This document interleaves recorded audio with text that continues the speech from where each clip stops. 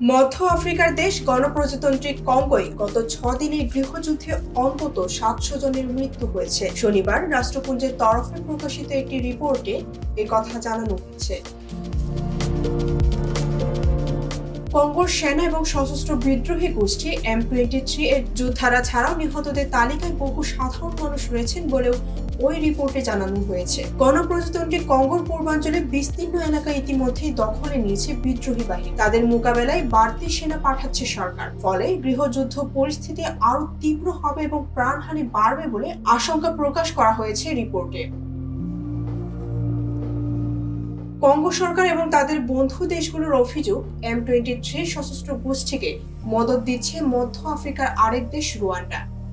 America, France সহ পশ্চিমী শক্তির একাংশ সরকারকে উৎখাত করতে চাইছে বলে অভিযোগ, যদিও রুয়ান্ডা বরাবর ওই অভিযোগ অস্বীকার করে এসেছে। গত সপ্তাহে কঙ্গোর রাজধানী কিনশাসায় আমেরিকা, ফ্রান্স এবং রুয়ান্ডার দূতাবাসের সামনে বিক্ষোভ হয়েছে। ওই ঘটনার জন্য দুঃখ প্রকাশ করেছেন গণপ্রজাতন্ত্রী কঙ্গোর যোগাযোগ মন্ত্রী প্যাট্রিক মুয়ায়া। তবে রুয়ান্ডার বিরুদ্ধে অস্থিরতা তৈরির অভিযোগ তুলেছেন তিনি। রাষ্ট্রপুঞ্জ জানিয়েছে, ইতিমধ্যে উত্তর কিভু প্রদেশ পুরোপুরি দখল করেছে বিদ্রোহী বাহিনী। ডেস্ক রিপোর্ট, ভোরের পাতা।